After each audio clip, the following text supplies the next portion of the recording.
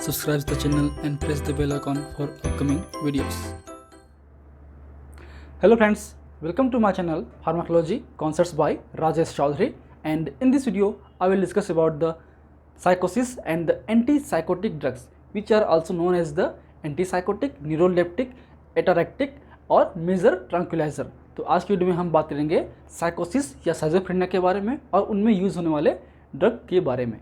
And if you want to watch my previous videos regarding the pharmacology, medicinal chemistry and the organic chemistry for the B.Pharm 4th semester, you can check description box below or by using this link. So now let's discuss about the topic.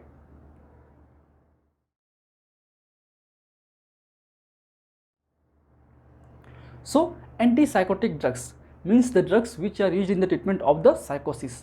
तो ऐसे drug जिनका use हम साइकोसिस को ठीक करने के लिए करते हैं उन ड्रग्स को हम एंटीसाइकोटिक ड्रग भी बोल सकते हैं, जिन्हें हम न्यूरोलेप्टिक नाम से जानते हैं या मेजर ट्रैंक्विलाइजर या फिर एटारेक्टिक ड्रग के नाम से भी हम जानते हैं। साइकोसिस को हम साइजोफ्रेनिया भी बोलते हैं।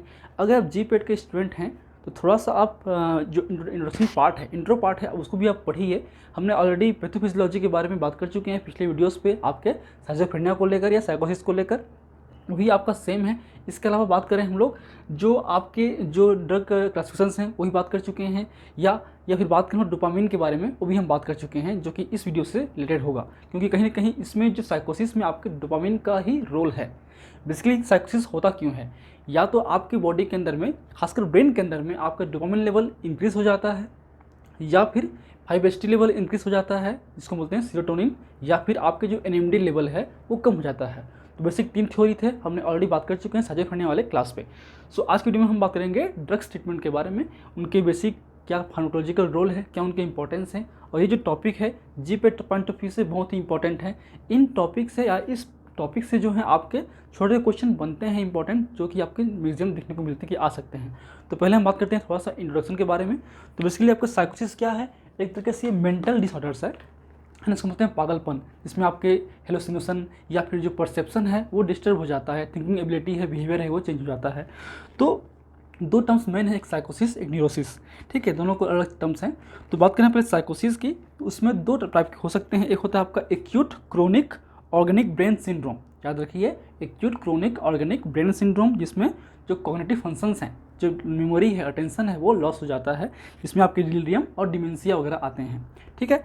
सेकेंड है फंक्शनल डिसऑर्डर्स, मीन्स आपके जो फंक्शनल हैं आपके ब्रेन के वो डिस्टर्ब हो जाएंगे, उसमें आते हैं आपके साइजोफ्रेनिया, जिसको बोलते हैं स्प्लिट माइंड, जो हम साइकोसिस ही बोलते हैं, ठीक है, जिसमें आपकी हेलुसिनेशन है, एबिलिटी टू थिंकिंग है, परसेप्शन है। सेकेंड है आपका पैरानॉइड स्टेट, ठीक है। उसके अलावा है आपका मूड डिसऑर्डर्स, जिसमें आपके खासकर हैं अफेक्टिव मूड डिसऑर्डर्स, जिसमें आपके जो सिम्टम्स हैं वो आपके मेनिया या डिप्रेशन हो सकते हैं। मेनिया मतलब हाइपर एक्टिविटी, हाइपर हो जाना, ठीक है। सेकंड डिप्रेशन मतलब सैडनेस या आपके काम हो जाना, बहुत ही डिप्रेस हो जाना, ठीक है। एक है आपका बाईपोलर डिसऑर्डर्स, मतलब दोनों मेनिया भी और डिप्रेशन भी, ठीक है। बाईपोलर डिसऑर्डर्स में भी 2 टाइप के होते हैं, टाइप 1 और टाइप 2। टाइप 1 में बेसिकली आपके दोनों हो सकते हैं, मेनिया भी और डिप्रेशन में भी, लेकिन टाइप 2 में आपके जो बेसिकली ये हाइपोमेनिया और मेजर डिप्रेशन ही होता है। सेकेंड आपका न्यूरोसिस, ठीक है। बात की न्यूरोसिस की, तो ये बहुत ही सीरियस डिसऑर्डर्स हो सकते हैं, क्योंकि इसमें आपके जो न्यूरॉन्स हैं वो थोड़ा डिस्टर्ब हो जाते हैं। तो उसमें आती है आपकी एंजाइटी, ठीक है, जिसमें आपकी अनप्लेजेंट स्टेट है, टेंशन है थोड़ा सा, वो सब होता है। सेकेंड है आपका फोबिक स्टेट, मतलब किसी से डरना, कई लोग को आपके हाइट फोबिया होता है, किसी को वाटर फोबिया होता है, ठीक है।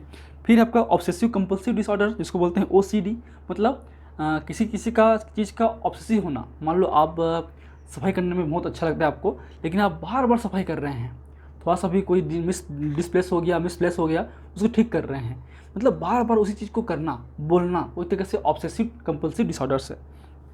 फिर आपका हिस्टेरिकल, तो ये कुछ आपके टर्म्स हैं, ठीक है। फिर आते हैं ड्रग के बारे में, तो हम इसको यूज़ करते हैं एंटीसाइकोटिक ड्रग्स, जिसको हम मेजर ट्रैंक्विलाइजर या फिर एंटी साइकोटिक या न्यूरोलेप्टिक या एटारेक्टिक ड्रग भी बोल सकते हैं। एंटीमेनिक ड्रग, खासकर जिसको बोलते हैं मूड स्टेबलाइजर, जो कि आपके मूड को ठीक करता है। एंटी डिप्रेशन ड्रग, जो डिप्रेशन ठीक करता है। एंटी एंजाइटी, जो एंजाइटी ठीक करता है। और साइकोमामेटिक, जो साइकोसिस को इंड्यूस करता है, ठीक है। बात करें ट्रैंक्विलाइजर वर्ड की, तो ट्रैंक्विलाइजर का जो मतलब होता है वो होता है a drug which reduce the mental tension और produce calmness without the inducing the sleep, और depressing the mental facilitate.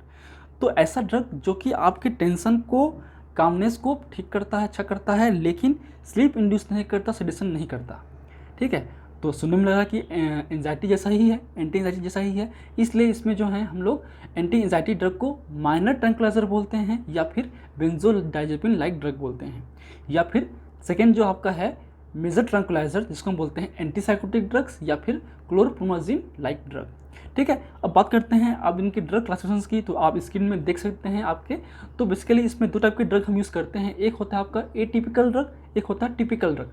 Typical drug करने का मतलब ये है कि बहुत पहले ये आपके डिस्कवर्ड हुए थे, ये ओल्ड ड्रग थे। ठीक है, जो कि आपके प्रोमिनेंट D2 ब्लॉकर थे। ठीक है, जिसमें आते हैं न्यूरोलेप्टिक्स, उसमें आपकी फिनोथाइजिन रिंग हो, जैसे कि आप देख सकते हैं स्क्रीन पे। आपके फिनोथाइजिन रिंग्स में भी 3 टाइप के होते हैं। एक होता है एल्फेटिक साइड चेन, जिसमें आते हैं ड्रग आपके क्लोरप्रोमाजिन, ट्राइफ्लोरोप्रोमाजिन। सेकेंड आपका पिप्रिडिन साइड चेन, जिसमें आते हैं आपके थायोरिडाजिन। और सेकेंड है नेक्स्ट है आपका पिप्राजिन साइड चेन, जिसमें आते हैं ट्राइफ्लोरोपेराजिन और फ्लूफेनाजिन। ठीक है, तो ये आपके फिनोथाइजिन्स थे। उसके अलावा आपके ब्यूटारोफिनोन, जिसमें आते हैं हेलोपेरिडोल, ड्रोपेरिडोल, पेनफ्लूडोल, ट्राइफ्लूपेरिडोल वगैरह आते हैं। फिर नेक्स्ट आपका थायोजेंथिन, जिसमें आते हैं फ्लूपेंथिक्सोल। उसके अलावा अदर में आते हैं आपके पीमाजोल, आपके लॉक्सापिन वगैरह आते हैं। ठीक है, तो ये आपके टिपिकल ड्रग थे, जो कि ओल्ड ड्रग थे। जो आपके न्यूअर ड्रग की, जिसमें आते हैं हम लोग एटिपिकल एंटीसाइकोटिक्स। तो एटिपिकल एंटीसाइकोटिक्स का फ़ायदा ये है कि ये आपके केवल D2 को ही ब्लॉक नहीं करता, इसमें और बहुत सारे एक्शंस होते हैं, जिसकी वजह से जो साइड इफेक्ट्स हैं वो कम से कम होते हैं, जिनमें आते हैं आपके क्लोंजापिन, रेस्पेरिडोन वगैरह आते हैं। जब हम बात करेंगे ड्रग के बारे में तो हम बात करेंगे। तो these are the basics about the साइकोसिस and their drugs. Now come to the pharmacology of the phenothiazines और द टिपिकल एंटीसाइकोटिक ड्रग्स। तो आज हम बात करेंगे ओवरऑल क्या उनके एक्शंस होंगे। सबके एक्शंस लगभग सिमिलर होते हैं जितने भी टिपिकल एंटीसाइकोटिक्स हैं, क्योंकि सारे के सारे कहीं ना कहीं D2 ब्लॉकर्स हैं, सेंट्रली D2 रिसेप्टर्स ब्लॉकर्स। अब D2 के क्या इफेक्ट हैं आप डोपामिन रिसेप्टर फार्माकोलॉजी वाले में देख सकते हैं। ठीक है, तो उनमें से ड्रग ऑलरेडी हम बात कर चुके हैं, क्या क्या ड्रग उसमें होते हैं। तो उसके अलावा बात करें मोड ऑफ एक्शन की, तो ये बेसिकली आपके लिम्बिक सिस्टम और मेसोकॉर्टिकल एरिया में जो D2 रिसेप्टर्स हैं उनको ब्लॉक करते हैं। उनके अंदर में जो है उन एरिया पे जो हैं आपके, इन एरिया पे आपके डोपामिनर्जिक एक्टिविटी जो है बढ़ जाती है, और इन एरिया पे मेजरली D2 रिसेप्टर्स होते हैं। उसकी वजह से जो है D2 का एक्शन बढ़ जाने से आपको साइकोसिस इफेक्ट होगा। उस इफेक्ट को कम करने के लिए हम लोग D2 receptors blocker, centrally acting D2 receptors blockers हम यूज़ करते हैं, जिनको हम बोलते हैं एंटीसाइकोटिक ड्रग्स या फिर आपके न्यूरोलेप्टिक ड्रग हम बोलते हैं। न्यूरोलेप्टिक वर्ड से ही आप समझ जाइए कि ये आपके centrally acting D2 receptors blockers की हम बात कर रहे होते हैं। ठीक है, अब बात करते हैं फार्माकोलॉजी की। तो हम बात करेंगे जो मेन ड्रग है आपका, वो है आपका क्लोरप्रोमाजिन, जो कि फर्स्ट प्रोटोटाइप ड्रग था। तो उसकी फार्माकोलॉजी के बारे में बात करेंगे। ये सबके लिए सेम होगा। जो इनका जो डिफरेंसेस है वो केवल उनकी पोटेंसी एक्टिविटी पे डिफरेंस है। जो भी डिफरेंस होंगी वो हम डिस्कस करेंगे ही। तो बात करें हम लोग पहले पोटेंसी की, तो जाहिर सी बात है आपके जो शुरू के जो तीन ड्रग हैं, क्लोरप्रोमाजिन, ट्राइफ्लोरोप्रोमाजिन और थायोरिडाजिन, इनकी पोटेंसी कम होती है, मतलब जो डोज रिक्वायरमेंट है वो हाई होती है। बाकी की जो पोटेंसी है बहुत ही अच्छी होती है। ठीक है, जितनी पोटेंसी कम होगी उतना ही वो एक तरीके से सेडेटिव हिप्नोटिक इफेक्ट शो करेगा। ठीक है, याद रखिए। उसके अलावा बात करें जितनी पोटेंसी इनकी अच्छी होगी, उनका जो स्ट्रॉन्गनेस है वो अच्छी होगी, मतलब उनमें साइड इफेक्ट्स भी D2 के हिसाब से अच्छी आएंगी। हम आगे बात करेंगे तो समझेंगे वन बाय वन। तो फर्स्ट बात करते हैं हम लोग pharmacology of the chlorpromazine. First is the effect on the CNS, क्योंकि ये मेनली CNS पे ही वर्क करता है। ठीक है, और एंटीसाइकोटिक्स है, तो CNS में के अलावा बाकी जो चीज़ें होंगी वो आपके साइड इफेक्ट्स होंगे, तो आपका साइड इफेक्ट्स भी ओवरऑल कवर हो जाएगा साथ साथ में।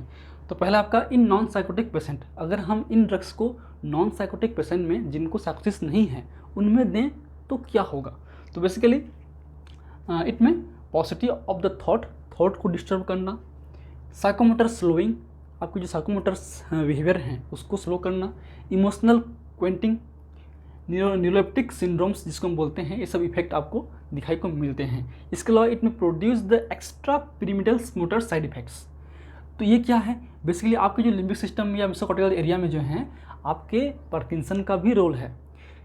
पार्किंसन और साइकोसिस जस्ट अपोजिट काम करते हैं पैथोफिजियोलॉजी के पॉइंट ऑफ व्यू से। डोपामिनर्जिक एक्टिविटी या D2 एक्टिविटी आपका बढ़ जाना से साइकोसिस होता है, D2 एक्टिविटी कम हो जाने से इस एरिया पे आपको पार्किंसन डिसीज़ होगा। ठीक है, तो ये जो ड्रग्स हैं, आपके जो एंटीसाइकोटिक ड्रग्स हैं, खासकर न्यूरोलेप्टिक्स ड्रग हैं, वो क्या करते हैं, वो D2 रिसेप्टर्स को ब्लॉक करते हैं। D2 रिसेप्टर को ब्लॉक करने की वजह से जो है डोपामिनर्जिक एक्टिविटी इन एरिया पे कम हो जाती है। डोपामिन एक्टिविटी कम हो जाने से ही आपको पार्किंसन लाइक इफेक्ट शो होंगे, खासकर extrapyramidal motor side effects like dyskinesia, tremor, rigidity वगैरह आपको शो होंगे। उन्हीं को बोलते हैं एक्स्ट्रापिंडल साइड इफेक्ट्स, और उनमें ये मैक्सिमम होता है जिनकी पोटेंसी अधिक होती है। तो बात करें ओवरऑल सारे जो जितने भी हैं सब में आपको देखने को मिलेगा। ठीक है, अब आते हैं इन साइकोटिक पेशेंट। अगर हम जिसको साइकोसिस है उस पर देंगे तो क्या होगा, जाहिर सी बात है ये एंटीसाइकोटिक ड्रग है, जो भी साइकोटिक बिहेवियर है उसको ये कंट्रोल करेगा। अब ये बिहेवियर कौन सा है, साइकोसिस में बेसिकली आपको एग्रेसिवनेस होगा, हेलुसिनेशन होगा, एजिटेशन होगा, एंजाइटी होगा, आपका जो थॉट है वो डिस्टर्ब होगा, आपकी जो हाइपर एक्टिविटी है वो बढ़ जाएगी। ठीक है, तो इन एक्टिविटी को कंट्रोल करता है, सप्रेस करता है, आपको काम रखता है, आपका जो मूड है, थॉट है उसको सही करता है, आपके जो परसेप्शन है, अटेंशन है उसको करेक्ट करता है। तो ये बेसिक रोल होता है आपके एंटीसाइकोटिक का। ठीक है, बात करें कुछ और पॉइंट के बारे में, तो जो आपका लो पोटेंट ड्रग है, खासकर CPZ मतलब क्लोरप्रोमाजिन और आपका थायोरिडाजिन, ये जो दो ड्रग हैं इनमें आपके सेडेटिव हिप्नोटिक एक्शन भी होते हैं। ठीक है, बाकी जो ड्रग हैं उनमें सेडेटिव एक्शंस नहीं होते हैं, इनमें ये होते हैं। इसके अलावा जो भी ऑपोइड्स हैं या बार्बिट्रेट्स हैं, उनकी जो हिप्नोटिक एक्शन है उसको भी ये इन्हेंस करते हैं। ठीक है, लेकिन ये जो ड्रग हैं आपके, ये जितने ड्रग हैं वो आपकी जो इंटेलिजेंस हैं या परफॉर्मेंस हैं उसको अफेक्ट नहीं करते हैं। CPZ की बात करें, जो क्लोरप्रोमाजिन है वो आपकी जो सीजर थ्रेशोल्ड है, ठीक है, मतलब एपिलेप्सी के लिए जो है इम्पल्स चाहिए, इम्पल्स एक थ्रेशोल्ड पॉइंट पे पहुंचेगा तभी वो फायरिंग करेगा, तो उस फायरिंग टाइम को, उस थ्रेशोल्ड पॉइंट को ये कम करता है, it reduce the seizure threshold, तो एपिलेप्सी जल्दी आपको हो सकता है। ठीक है, ये ड्रग लेने की वजह से अगर आपको एपिलेप्सी होता है तो नहीं है तो दिक्कत नहीं है। ऐसे ही CPZ एट हाई डोज में cause the reduce in the body temperature, high dose पे देंगे तो आपकी बॉडी टेम्परेचर को ये कम कर देता है, आपकी सराउंडिंग जो कोल्ड एरिया, कोल्ड कंडीशन में लेंगे तो आपका जो टेम्परेचर है वो बहुत कम हो जाएगा। ठीक है, other vital functions not affected, मतलब जो रेस्पिरेशन है सीवियस है उतना ज़्यादा अफेक्टेड नहीं होता थेरेपेटिक डोज पे, हाई डोज पे देंगे तो थोड़ा बहुत इफेक्ट होगा, हम आगे बात करेंगे। CPZ, हेलोपेरिडोल और आपके ट्राइफ्लोरोप्रोमाजिन, ठीक है, ये आपके एंटी इमेटिक ड्रग भी हैं। ठीक है, आपको जो CTZ है, जहाँ आपके वोमिटिंग सेंटर्स हैं आपके ब्रेन के अंदर में, वहाँ पे होते हैं chemo receptors triggered zone CTZ, तो उस एरिया में जो है इम्यूसिस के लिए रिस्पॉन्सिबल होता है, तो उस एरिया में जो D2 रिसेप्टर्स हैं उसको ये ब्लॉक करते हैं, उससे आपको इम्यूसिस नहीं होगा, तो आपको एंटी इमेटिक इफेक्ट मिलेगा। आप पढ़ोगे 6 सेमेस्टर में। ठीक है, जिसमें आपके CPZ, हेलोपेरिडोल और ट्राइफ्लोरोप्रोमाजिन भी हम यूज़ कर सकते हैं। बात करें हम अदर एक्शन की, तो सेकेंड है आपका ANS, तो ये तो एक तरीके से D2 एक्शन करता ही है, उसके अलावा इन ड्रग्स के पास एंटी अल्फा एक्टिविटी, जो आपके वेसल्स में जो अल्फा रिसेप्टर्स हैं, खासकर अल्फा 1 रिसेप्टर्स हैं जो कि एनर्जी सिस्टम्स का पार्ट है, उसमें भी ये काम करते हैं, मतलब अल्फा ब्लॉकर की तरह काम करते हैं। उसके अलावा आपका एंटी कोलिनर्जिक ड्रग भी हैं, खासकर centrally acting anti cholinergic drug हैं, मतलब M1 रिसेप्टर्स को ये ब्लॉक करते हैं।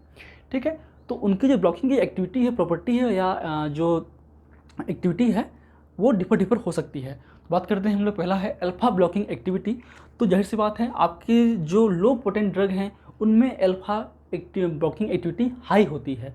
तो लो पोटेंट ड्रग कौन से हैं, आपके ये 3 ड्रग हैं, आपके क्लोरप्रोमाजिन, ट्राइफ्लोरोप्रोमाजिन और थायरोडाजिन, तो इनकी जो एक्टिविटी है अल्फा पे वो हाई होती है as compare to the other. तो उसके बाद होगा आपका फ्लूफेनाजिन, फिर हेलोपेरिडोल, फिर ट्राइफ्लोरोपेराजिन, फिर पिमिजोल, ये आपकी ऑर्डर है आपके अल्फा 1 एक्टिविटी की। तो more potent fluphenazine, less alpha activity, तो ये जो ड्रग हैं आपके हेलोपेरिडोल, फ्लोरोपेरिडोल, फेनफ्लोडोल, फ्लूफेनथेक्सोल, आपके पिमिजोल वगैरह हैं, इनकी जो पोटेंसी है वो हाई होती है, जो डोज रिक्वायरमेंट है वो कम होती है। ठीक है, तो ये इसके बेसिक पॉइंट हैं। तो इन पॉइंट से आपका GPAT में क्वेश्चंस आते हैं, ठीक है, कि किन में एक्सपेरिमेंटल साइड इफेक्ट्स अधिक होगा, जिसकी पोटेंसी हाई होगी। फॉर एग्जांपल हेलोपेरिडोल, जिसका डोज सबसे कम होगा उसमें सबसे हाई आपके होंगे साइड इफेक्ट्स, एक्स्ट्रापिंडल साइड इफेक्ट्स। ठीक है, इसके भी ऑर्डर हम दे देंगे अगर मेरे पास होगा तो स्क्रीन पे, ठीक है। फिर आते हैं नेक्स्ट है एंटीकोलिनर्जिक एक्टिविटी। तो एंटीकोलिनर्जिक एक्टिविटी उतनी खास नहीं होती हैं, वीक होती हैं, पर होती जरूर हैं। उनमें जैसे कि बात करें हम लोग thioridazine more than the CpZ more than the triflupromazine more than the trifluoperazine is equal to haloperidol. तो ये ऑर्डर है आपके एंटीकोलिनर्जिक एक्टिविटी की। अब आते हैं इसके लोकल एसिटिक्स की। जो खासकर साइक्लोप्रोमाजिन है उनमें लोकल एसिटिक प्रॉपर्टी होती है, they cause the membrane stabilizer, लेकिन इसका यूज़ हम नहीं करते हैं क्लिनिकली क्योंकि ये आपको बहुत ही ज़्यादा इरिटेंट होता है। फिर नेक्स्ट है आपका CVS की बात करें तो आपके थेरेपेटिक डोज पे जो है आपको हाइपर टेंशन करेगा, हाइपोटेंशन BP को कम कर देगा, सेंट्रली भी और पेरिफेरली भी, ठीक है, क्योंकि आपका अल्फा रिसेप्टर्स ब्लॉकर हैं। आप उसकी वजह से जो है रिफ्लेक्स टेकिकार्डिया होगा, मतलब हार्ट रेट बढ़ जाएगा उस BP को कंपनसेट करने के लिए।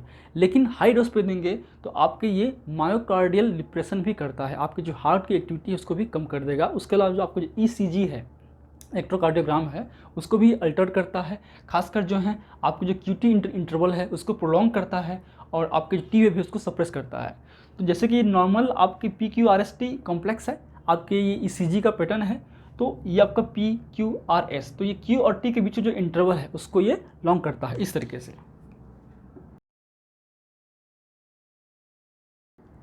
इस तरीके से Q और T का जो इंटरवल है वो लॉन्ग करता है। उसके अलावा जो T वेव है उसको भी ये सप्रेस करता है, इस तरह से कर देगा या तो, ठीक है। तो ये बेसिक फीचर्स हैं आपके CVS में, ठीक। अब आते हैं एंडोक्राइन, ये बहुत इंपॉर्टेंट है। आपके डोपामिन रिसेप्टर्स एंटागोनिस्ट ब्लॉकर जो हैं आपके, ये प्रोलेक्टिन के को इंटरफेयर करता है, याद रखिए, हमने ऑलरेडी बात कर चुके हैं एंडोक्राइन सिस्टम में, क्योंकि आपका डोपामिनर्जिक सिस्टम जो है आपके पिट्यूटरी ग्लैंड से भी इंटरफेयर करता है। तो डोपामिन की जो हाई एक्टिविटी से जो है प्रोलेक्टिन रिलीज कम करता है, डोपामिन इटसेल्फ D2 रिसेप्टर्स की वजह से, क्योंकि हम पता है आपको D जो हैं D रिसेप्टर जो हैं D1 फैमिली और D2 फैमिली होते हैं। D1 में D1 3 और 5 होते हैं, D2 में D2 और D4 होते हैं। D2 वगैरह जो हैं वो इनिबिटरी होते हैं। तो ये पिट्यूटरी ग्लैंड में जो है कि एक्टिविटी को इनिबिट करते हैं, खासकर प्रोलेक्टिन रिलीज को आपके लेक्टोट्रॉफ पे, ठीक है। तो अल्टीमेटली हम D2 एंटागोनिस्ट देंगे तो जो सप्रेशन है वो कम होगा और प्रोलेक्टिन रिलीज जो है वो बढ़ जाएगा। ये हाइपर प्रोलेक्टिनीमिया कर सकते हैं, ठीक है। उससे क्या होगा, उससे आपको ग्लेक्टोरिया हो सकता है, उसके अलावा आपको गायनेकोमेस्टिया हो सकता है। तो ये इसके मेजर साइड इफेक्ट्स हैं, ठीक है। आपके क्या हैं, ग्लेक्टोरिया, गायनोमेस्टिया, आपके हाइपोटेंशन, आपके टेकिकार्डिया या मायोकार्डियल डिप्रेशन वगैरह जो हैं आपके क्या हैं, ये साइड इफेक्ट्स हैं। इसके बात करें जो CpZ है खासकर, वो आपके गोनोट्रोपिक हार्मोन, ग्रोथ हार्मोन और ADH means anti diuretic hormone जिसको बोलते हैं वेसोप्रेसिन, उसके रिलीज को भी कम करता है। उसके अलावा जो ACTH का रिस्पॉन्स है आपके स्ट्रेस पे उसको भी रिड्यूस करता है। इसके अलावा इट में also impair the glucose tolerance, आपके ग्लूकोज टॉलरेंस को भी ये इंटरफेयर करता है, उससे आपको डायबिटीज़ चांसेस बढ़ जाते हैं, मतलब हाइपरग्लाइसेमिया हो जाता है, ठीक है। तो ये कुछ आपके पॉइंट्स थे, इसलिए हम डायबिटीज़ कंडीशन में ये ड्रग जो है हम उतना खासकर यूज़ नहीं करते हैं। आज की डेट पे जो एटिपिकल एंटीसाइकोटिक ड्रग हैं खासकर क्लोंजापिन वगैरह, वो बेहतर तरीके से काम करते हैं, इसलिए हम वो ड्रग यूज़ करते हैं, ना कि न्यूरोलेप्टिक ड्रग यूज़ करते हैं। अब आते हैं टॉलरेंस और डिपेंडेंस पे। तो क्योंकि ये आपकी सिनिस वाले ड्रग हैं, मेजन सिनिस वाले ड्रग जो हैं आपके डिपेंडेंस करते हैं, लेकिन ये ड्रग नहीं करते हैं। अच्छी बात ये है, केवल जो सेरोटोहिप्नोटिक्स ड्रग हैं, खासकर आपके जो स्क्लोप्रोमाजिन हो, थायरोडाजिन हो, ठीक है, उनमें जो सेरोटोहिप्नोटिक एक्शन है वो टॉलरेंस होगा। सेरोटोहिप्नोटिक्स एक्शन के लिए डोज की रिक्वायरमेंट बढ़ जाती है, लेकिन अच्छी बात ये है कि आपके जो साइकोसिस इफेक्ट है, एंटीसाइकोटिक इफेक्ट है, उसके लिए टॉलरेंस देखने को नहीं मिलता। आप लॉन्ग समय तक लेंगे तो भी आपके उस एक्शन के लिए, एंटीसाइकोटिक एक्शन के लिए आपको टॉलरेंस नहीं होगा, मीन्स डोज रिक्वायरमेंट नहीं बढ़ेगी। Tolerance to the sedative hypnotic action develop within the days और weeks but not affect for the psychotic action या एंटीसाइकोटिक एक्शन। सो अब बात करते हैं इसके फार्माकोकाइनेटिक प्रोफाइल के बारे में। तो पहले आपको नोट करना हो तो पहले नोट कर लीजिए, फिर हम बात करेंगे बेसिक इनके यूज़ के बारे में, बेसिक फार्माकोकाइनेटिक प्रोफाइल के बारे में, और हम बात करेंगे जितने भी ड्रग हैं उनके मेन पॉइंट्स क्या होंगे, क्योंकि आपके GPAT में ये इंपॉर्टेंट हैं। So first you take this screenshot for the note, then I will discuss the other part of this lecture. चलिए अब आते हैं हम लोग CpZ के बेसिक फार्माकोकाइनेटिक प्रोफाइल के बारे में।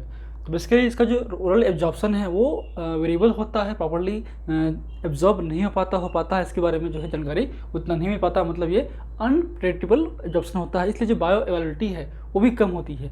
इसलिए इस ड्रग का जो यूज़ है बेसिकली हम IM या IV के थ्रू देते हैं ताकि जो एक कंस्टेंट इफेक्ट हमको मिल सके। बात करें इसकी टिश्यू बाइंडिंग या प्रोटीन बाइंडिंग की, तो इसकी जो प्लाज्मा प्रोटीन बाइंडिंग है वो कम होती है, लेकिन जो टिश्यू बाइंडिंग्स हैं खासकर आपके ब्रेन में वो हाई होती है, इसलिए इसका जो वॉल्यूम ऑफ डिस्ट्रीब्यूशन है वो हाई होती है। ये होती है अप्रोक्सीमेटली 20 लीटर पर kg, जो कि बहुत ही हाई है। ठीक है, बात करें इसके मेटाबॉलिज्म की, तो ये लीवर में होता है बाय द CYP D2D6। ठीक है, T-हाफ जो है अप्रोक्सीमेटली होता है 18 to 30 आवर। इसका जो एक्सक्रीशन है वो होता है आपके यूरिन के थ्रू और बाइल के थ्रू, 4 मंथ तक ये होता रहता है अगर आप डिसकंटिन्यू करते हैं ड्रग को तो भी। ठीक है, तो ये आपके बेसिक हो गए कॉन्टेक्ट प्रोफाइल के बारे में। यूज़ पता ही है, ये सब एंटीसाइकोटिक ड्रग्स ही हैं। कुछ यूज़ हम एंटीमेटिक में भी करते हैं, जैसे कि बात करें CPZ की, हेलोपेरिडोल की या फिर ट्राइफ्लोरोप्रोमाजिन की। ठीक है, इनका जो मेन साइड इफेक्ट्स क्या है आपका बैक्टीरिया, आपके गैनोमेस्टिया, या फिर बात करें हम लोग हाइपोटेंशन की हो, अरिथमिया की हो, या जो CPZ का जो सीजर्स हैं वो कॉज कर सकता है। ठीक है, तो ये सब है। उसके अलावा जो मेन है वो आपका है एक्स्ट्रा पिरामिडल साइड इफेक्ट्स।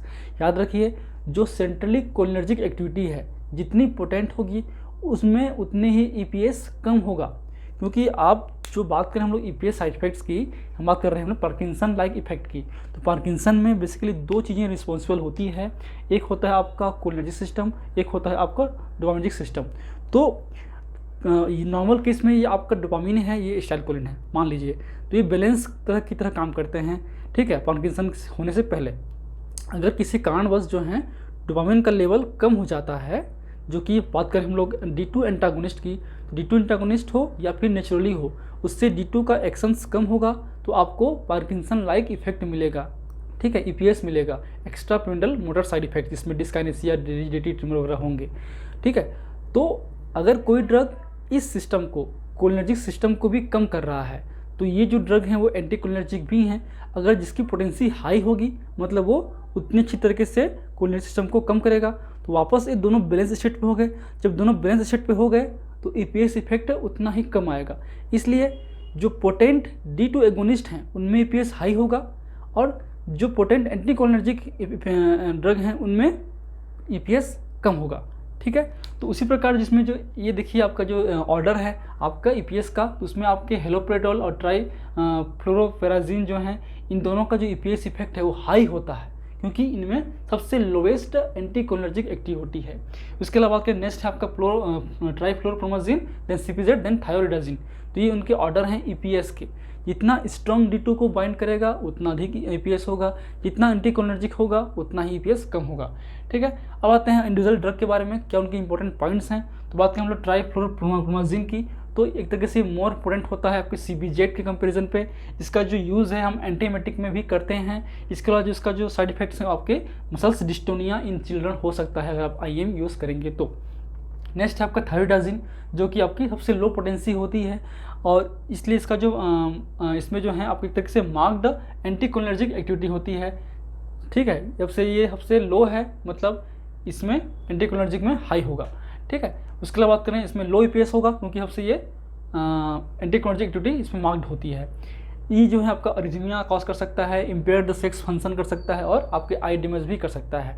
इसलिए जो आपके खासकर से CPZ है उसको हम डायबिटीज़ कंडीशन पे, या आपके पोलेक्ट्रीमिया कंडीशन पे, या सीवियस डिसऑर्डर्स पे, या आपके जॉन्डिस पे, एपिलेप्सी पे, या फिर आपके ग्लूकोमा पे हम लोग नहीं यूज़ करते हैं, ये इनमें कॉन्ट्रा इंडिकेटेड है। ठीक है, ये भी आप लिख लीजिए। उसके अलावा बात करें हम लोग नेक्स्ट रखी वो है आपका ट्राइफ्लोरोपेराजिन, जो या फ्लूफेनाजिन, जो कि एक तरीके से पिप्राजिन डेरिवेटिव है। आई थिंक ये पिप्राजिन डेरिवेटिव ही होगा, आई विल चेक। ठीक है, ये पिप्राजिन डेरिवेटिव ही है। तो हाई पोटेंट होती है इनकी, लेस सेंस एक्टिविटी होती है, इसलिए मार्क्ड EPS और डिस्काइनेसिया शो करेंगे। फिर नेक्स्ट ड्रग है हेलोपेरिडोल। हेलोपेरिडोल बहुत ही इंपॉर्टेंट ड्रग है, ये एक तरीके से इंपॉर्टेंट D2 एंटागोनिस्ट है, जो कि एंटीमेटिक में भी यूज़ होता है as a neuroleptic and most commonly used phenothiazines derivative as a antipsychotic drug, and it is the potent antipsychotic drug, similar action as the piperazine derivative, जो कि आपका ये सब जो ड्रग हैं वो दोनों आपके पिप्राजिन डेरिवेटिव हैं। इनमें फ्यूअर CNS एक्शन होता है, इसलिए ये प्रिफर्ड है आपके किसमें है, स्किज़ोफ्रेनिया में है। हंटिंगटन्स डिसीज़ में है। ये क्या है, एक तरीके से ये आपके इनहेरिटेंट डिसीज़ है, 40 से 60 एज में ये होता है। एक तरीके से ये न्यूरल डैमेज, ब्रेन डैमेज का सिम्टम्स होते हैं इस पर। फिर है आपका एंड ग्लेसडिला टोरेट सिंड्रोम, ये बेसिकली चाइल्डहुड में से होता है। ऑनसेट न्यूरल डेवलपमेंट डिसऑर्डर्स हैं, आपके बचपन से ही जो आपका न्यूरल डेवलपमेंट है वो प्रॉपर नहीं हो पाता, उससे आपको ये डिसीज़ होने लगता है, आपके बिहेवियर है वो चेंजेस हो जाएंगे। तो इनमें हम यूज़ करते हैं हेलोपेडॉल का। फिर ड्रग्स आपका फ्लूपेंथिक्सोल जो कि थायोजिन डेरिवेटिव है, आपकी सी आपका लेस सेडेटिव एक्शन है than the CPZ, and it's also used in the schizophrenia, antipsychotic drug है ही, and particularly in the withdrawn and apathetic patient, ऐसे पेशेंट जो कि एपैथेटिक होते हैं उनमें हम यूज़ करते हैं आपके थायोजेंथिन को, बट आज डेट में यूज़ नहीं करते हैं, बहुत सारे अच्छे ड्रग आ चुके हैं। फिर नेक्स्ट आपका पिमोजाइड, ठीक है। तो पिमोजाइड का बेसिकली आपका सिलेक्टिव D2 एंटेगोनिस्ट है, इनमें सबसे कम या न के बराबर आपके एंटीकोलिनर्जिक या एंटी अल्फा एक्टिविटी होती है, and it is used for the maintenance therapy, क्योंकि इसका जो ड्यूरेशन ऑफ एक्शन है वो लॉन्ग होता है, and it used in the tics and the Gilles de la Tourette syndrome. तो ये बेसिक्स पॉइंट्स हैं आपके इंडिविजुअल ड्रग्स के। So these are the basic pharmacology of the typical antipsychotic drugs, phenothiazines and others. So if you want to note, please take a screenshot, and in my upcoming class I will discuss the basic pharmacology of the atypical antipsychotic drugs. So if you want to note, please take a screenshot. In last, thank you, keep watching.